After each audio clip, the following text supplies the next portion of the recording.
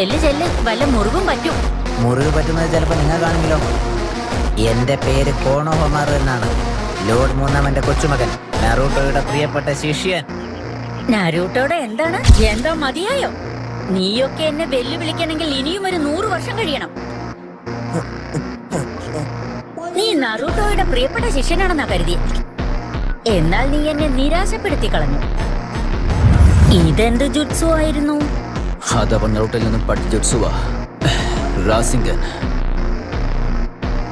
ഇത്ര പവർഫുള്ളായ ജുട്സു ഉപയോഗിക്കാനും മാത്രം ആ പയ്യന് കഴിവുണ്ടോ? എന്തായാലും കുറച്ചു വർഷം കൂടി കഴിയുമ്പോൾ നീ ഒരു അസാധ്യ ഷിനോബി തന്നെയായി മാറും.